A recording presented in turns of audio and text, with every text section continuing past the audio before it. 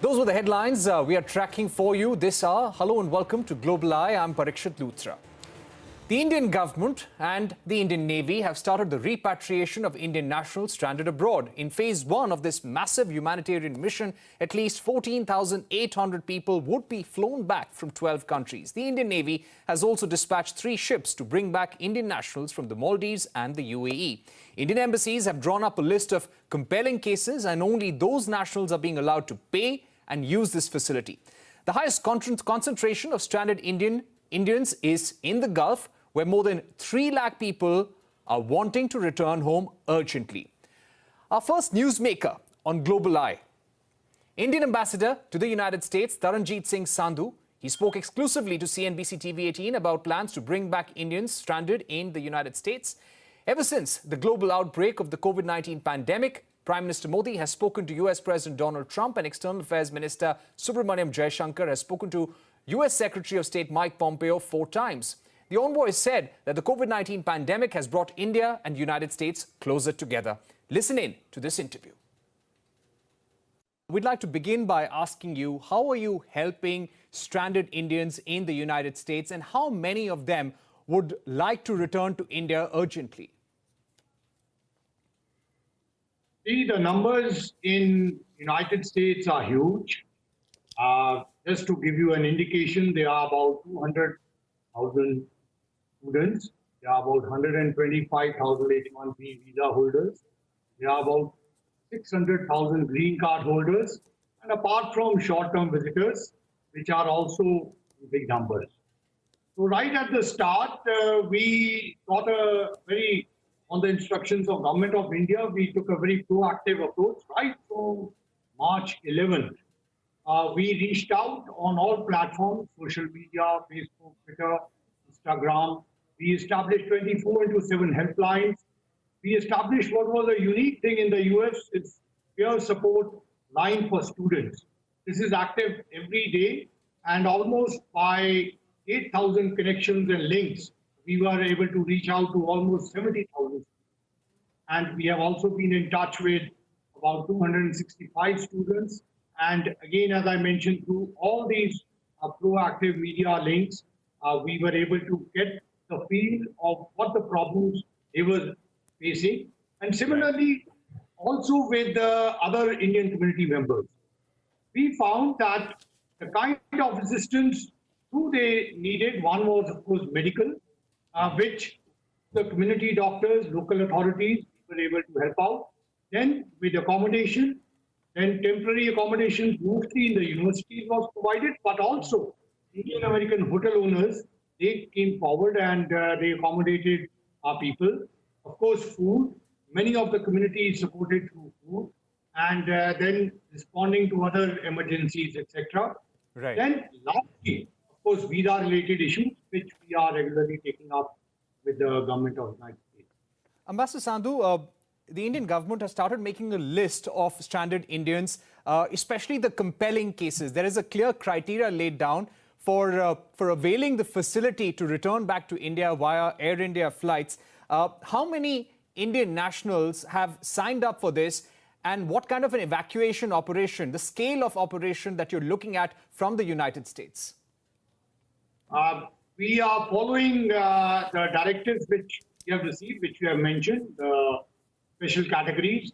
And according to those, we have requested the people who are interested in going back, they have sent us their information, and we are very scientifically, we are dividing it into proportions, and then a list for each station will be prepared. Essentially, since this operation is going to be done by Air India, the places where Air India flies to the United States, that's from where the evacuation will take place. And as you know, that in case of the US, whenever the aircrafts come here, there's a certain mandatory requirement. So our exercise is going to start, basically the first flight will go out on 9th. You're saying the first flight will go out on the 9th. That is important piece of information coming from you, Ambassador Sandhu. But would it be possible for you to give an approximate number that would be evacuated, that would be sent back in the first phase? Look, at this moment, it's too early to give the full numbers. But as of now, we have 7 flights, 1 flight every day coming out from different cities. But this is an evolving situation. As we realize the numbers and as the requirement will be, the Ministry of External Affairs and Government of India will take a call on that. Right. We also believe that the Ministry of External Affairs, in collaboration with its missions, is creating a database of Indian nationals who would have lost their jobs during this COVID-19 pandemic abroad. In your assessment, how many H-1B visa holders, how many Indian nationals would have lost their jobs over the last 2 to 3 months, sir? I think it's very early to start giving out figures because, as I mentioned to you, this situation is evolving. And actually, the real impact, the real economic impact is still to be known because a lot of our people are in STEM areas, including IT. So, as you know, IT is also picked up during this pandemic because the requirements are huge. So, therefore, at this moment, to give a figure will not be correct. So, we are taking the situation as it comes. And I'm sure post-pandemic, there are lots of other economic outputs which are going to come out, and it will be very early to get to the figures. However, monitoring the situation closely, and we are liaising, of course, with business companies, with our IT companies, as well as government organizations. Right. There has been very close collaboration between India and United States. The Prime Minister and President have spoken. The External Affairs Minister has spoken at least 3 to 4 times with the Secretary of State, Mike Pompeo. Could you tell us about the areas of cooperation between India and United States right now, sir? As you have correctly pointed out, the Prime Minister has been in touch with the President. PM has been in touch with Secretary of State. The Foreign Secretary has been in touch with Deputy Secretary of State. Of course, at my level, across the administration, we have been in touch. I also must mention to you here that there is a lot of interest in how India is tackling this pandemic. Across the board, I've been speaking to senators, congressmen, think tanks, the business side. People are very interested in knowing how India, through its proactive measures, has been able to keep the death rate so low. So, therefore, there is a lot of exchange taking place, and also especially between our scientific institutions, between NIH, ICMR, between CDC and other institutions. So there is a lot of cooperation going on, and also a potential, especially in diagnostics and therapeutics, and of pharmaceutical companies and medical companies on both sides. They are in touch with each other. Ambassador Sandhu, are we talking about vaccine development as well? Is there close sharing of information, of R&D? We believe Gilead Sciences is looking for partners abroad, also in India, in other areas in Southeast Asia. Has there been any kind of collaboration, any kind of partnership that is being talked about when it comes to the remdesivir vaccine? Not just that, but let me again underline here that there has been ongoing partnership and a very close collaboration between the United States and India in the area of medicine. And vaccine development is one such. Let me draw your attention that just about 2 or 3 years back, we had worked together under what is called the Vaccine Action Program. And a particular vaccine was brought out. It's called rotavirus. That actually has taken care of the rotavirus, which was impacting India and many other countries. Similarly, in this area, what you have mentioned, of course, is a vaccine, but it's a curative vaccine. And on that, not only they are hunting, but actually there is already some decisions being made between the private companies and them, and it's almost in the final stages. So certainly, the particular medicine you have mentioned would be available in India, and they are looking to do it very, very soon. Now, as far as the vaccines are concerned, you know that there are certain private companies. Of course, as I mentioned to you that between NIH and ICMR and its institutions. There's already a lot of cooperation going. But also, I do know that Bharat Biotech and Serum Institute, they are in touch with their respective partners in the United States, and certainly 2 to 3 vaccines in which India is an important partner.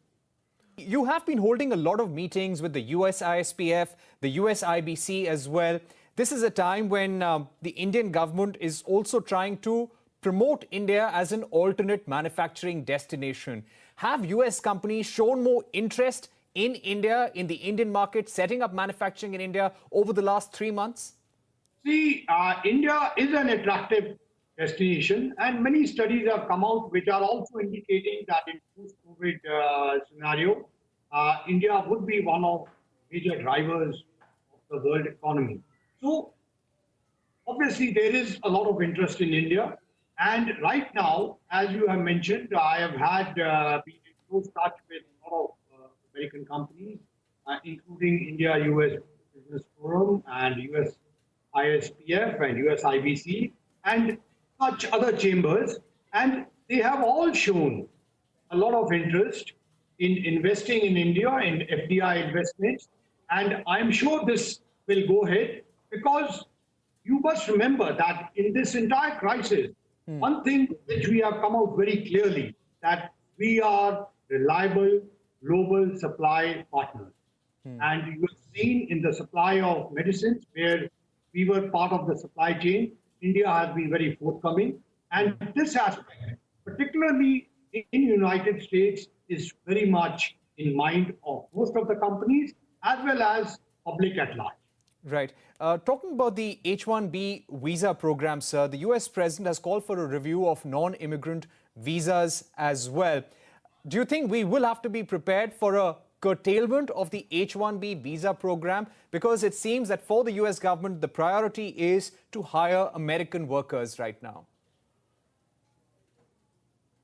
Look, as I mentioned to you earlier, that it's too early to comment on that. However, do keep in mind that most of our students here and most of our experts are, as I said, in the area of STEM and IT. And IT is already getting a big boost at this particular moment. So, since most of our H-1Bs and green card holders bring value to the United States, so in general terms, I don't think there should be that much of fear, because since you bring in value, most of the companies would like to keep you. However, certainly there is going to be an economic impact all around the world, not just in the United States, in other places too. But as we just spoke, that this is also not only a challenge, but a huge opportunity for India.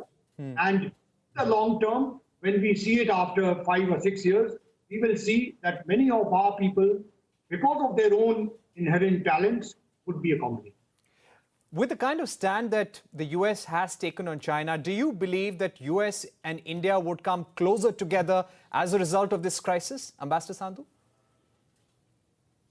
I don't think, irrespective of whatever happens on the China front, India-United States partnership has definitely got even more strengthened during this crisis, because, as I mentioned to you, that the way we have acted responsibly on being part of the supply chain, there is a lot of sense here that India is a reliable partner.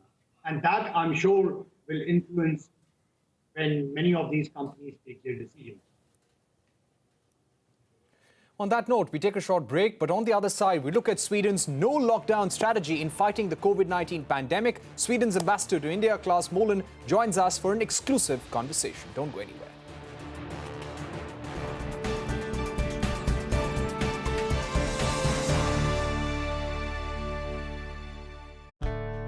Staying indoors cannot break our spirits. Laptops brought offices to us. Phones made it easy for friends to converse. So protect your today by staying home. And to secure your future, trust LIC. Now pay LIC premium easily through digital payment options like UPI, Bheem, net banking, credit card, debit card, Paytm, PhonePe and Google Pay. LIC हर पल आपके साथ।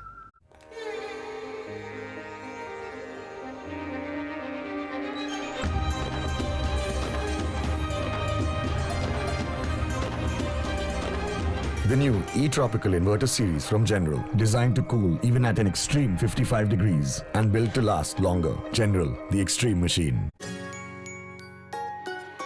Mummy की छुटकी, daddy की गुड़िया, पल में जो भर दे खुशियों से दुनिया, खट्टी मीठी बातें, मस्ती मुलाकातें, दिल में बसी सबके इस घर की बेटियां, हर घर के हर दिल में बसा अमूल ताजा, हमेशा फ्रेश। इस घर की बेटियां।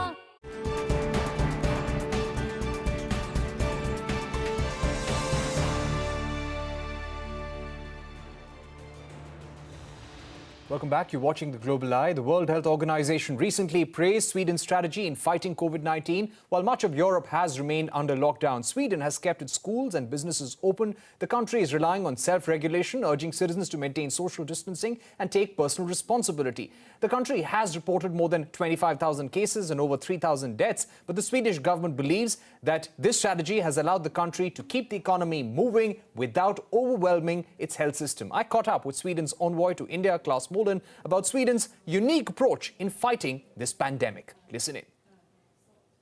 How is Sweden managing to control the spread of the pandemic without a lockdown, without overwhelming its health system? Well, good afternoon, and thank you very much for having me. I think we're managing as well as we possibly can. I think we're all more or less in the same boat. Some of our measures have stood out a little bit in comparison to others, mainly because of the perceived and real voluntary nature of some of the measures that the government mainly has recommended rather than pronounced by decree. I think another facet of Sweden's approach is very much building on the tradition that we have of public trust, mutual responsibility between citizens and the government agencies. It's also one of trying to adjust measures in light of developments so as not to flood, so to speak, the arena with too many harsh recommendations and measures at the beginning, but rather trying to be nimble and instituting these measures as developments occur and as the government and its agencies monitor the situation. Right. Having said that, obviously we are concerned about the certainly the death rate is concerning for us as well as for many others. I think another salient feature, another salient recommendation has been to try to safeguard the healthcare system so that it's not overwhelmed. Right. That measure has gone very well. I'll stop there. But Ambassador, do you think the model is really working, considering Sweden has seen almost more than 24,000 cases and over 3,000 deaths?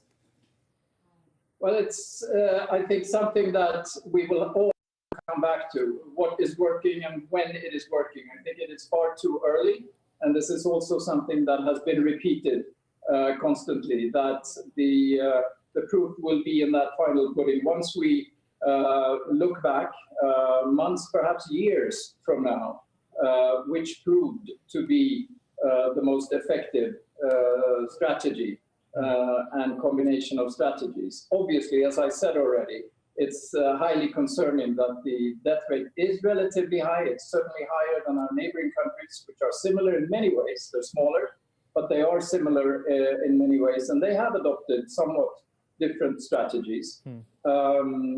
But we will have to see and we will have to compare. We also, as is I think well known by now, countries do keep statistics in slightly varying ways. There is some discrepancy there in reporting, etc. But I think on the whole, the government is keeping to its strategy of mutual responsibility, of trust in institutions, in government, and certainly in the healthcare and first responders of our society. But is the Swedish government reviewing its strategy, its no lockdown strategy, or does it believe herd immunity is the only way forward, self-regulation is the only way forward because this is a virus that we will have to coexist with? Yes, I don't think I said Sweden believes in herd immunity per se. Those are your words. I think what my understanding is ours, as well as many other governments, and listening to the experts, until and unless there is a vaccine, which will hopefully come sooner rather than later, and which will then accomplish what the slowdown and eventual going away of the virus and the disease, at least in communicable ways, you need to attain a level of people who have been exposed and who have antibodies. Where that lies is somewhat debated, but it seems to be 60 to 70% of society. Some call it consciously attaining herd immunity. That is not the stated goal of the Swedish government, but rather going, as I said earlier, going along, also using strategies at different times, also adapting to new information about the virus, and also how the citizenry and how the country is adapting to it, and then introducing gradually some new measures, as well as perhaps letting go or letting up of others. Right. A lot has been talked about herd immunity around the world. What is the Swedish government's own view on this?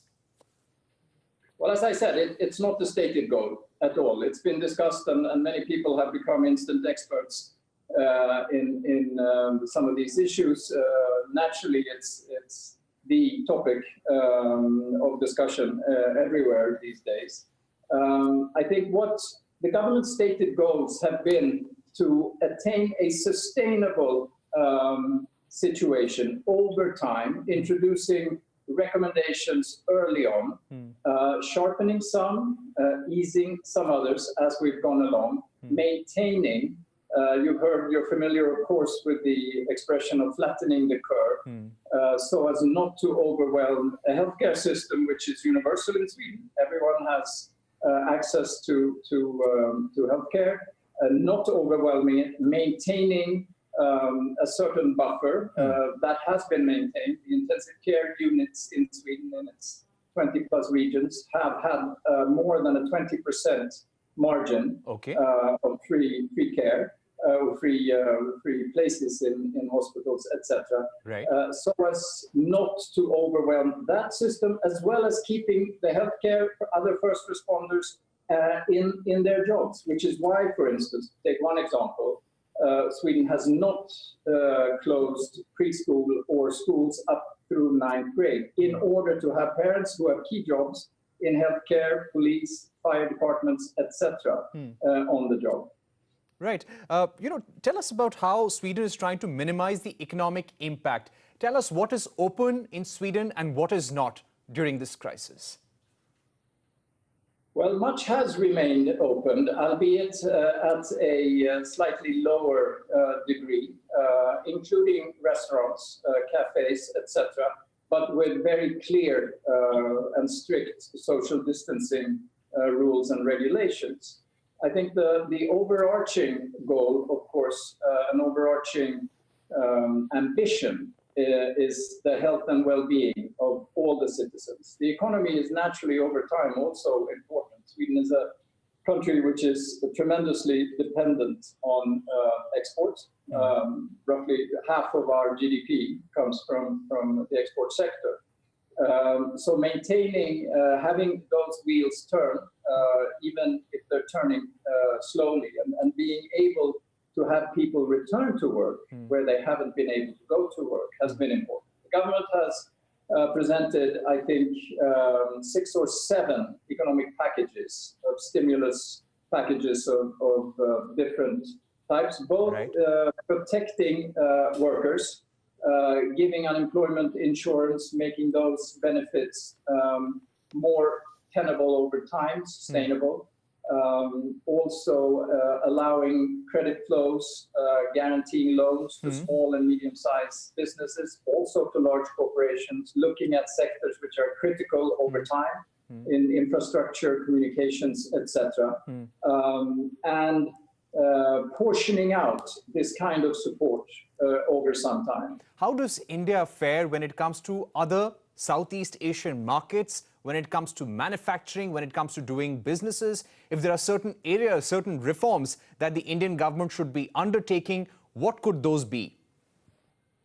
Well, I think we've been very encouraged by the ease of doing business measures, if you will, that have been undertaken under the current government in the last few years in both the first and the second Modi governments. We have well over 200, some 225, I think, Swedish companies active, invested in India today. I've just come off a webinar with them, a weekly webinar that we have today with the secretary at the Ministry of Commerce, Dr. Mohapatra, where the government is very keen to see what it can do, and with us and with others, the European Business Group, etc., to stay very active and also forward-looking when it comes to our needs. And that is happening both at the center level, at the national level, as well as in many of India's great states. And so I'm very encouraged by that spirit, and the very constructive spirit.